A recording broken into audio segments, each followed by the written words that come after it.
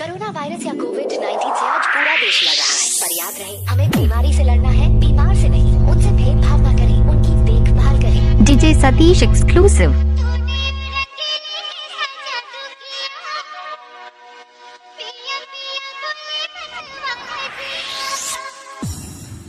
कृपया डीजे के सामने से हट जाए। बंद करो ये नॉइज मैन। हर साल इधर ही क्यों? कोई दूसरी गली में जाओ ना। लेकिन ये क्या लुआठी में दिमाग के झमझना जाता और पता नहीं चलता कि आवत ही की जाती है।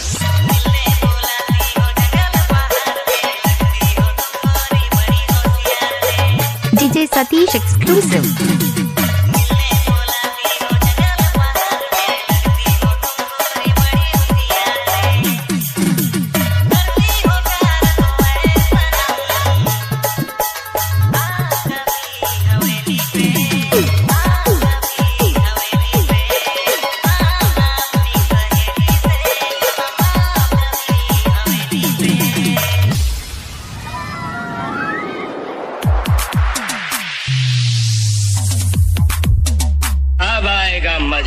DJ Satish exclusive। Enemies ahead, enemies ahead, enemies ahead, enemies ahead।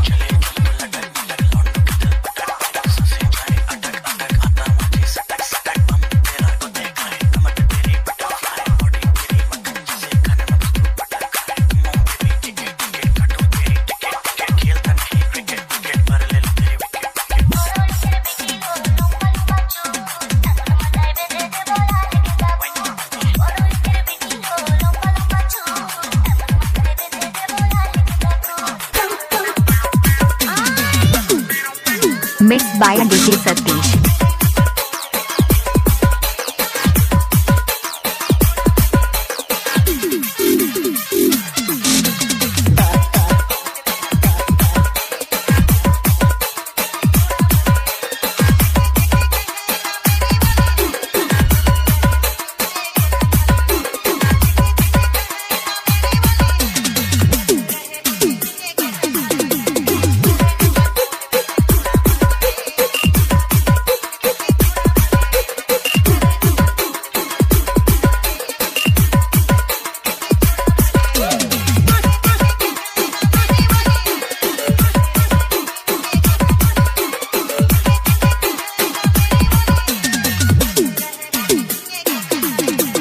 DJ Satish exclusive।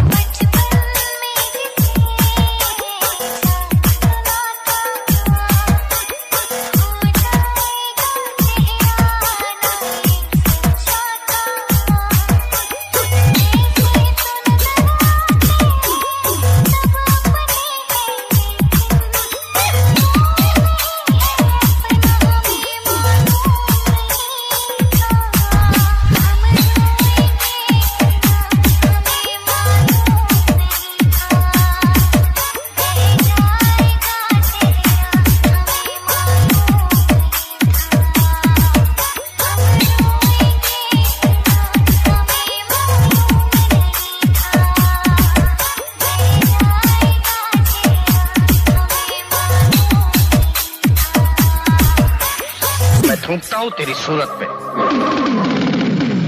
थूक कर दिखाऊं?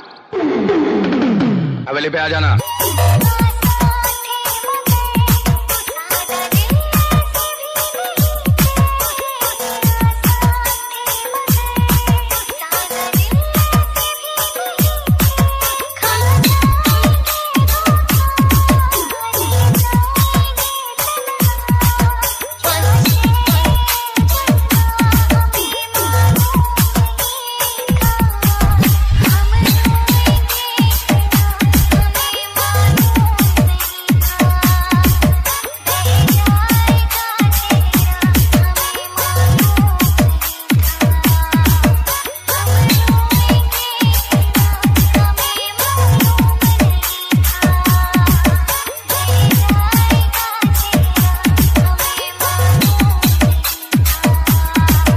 DJ Satish exclusive।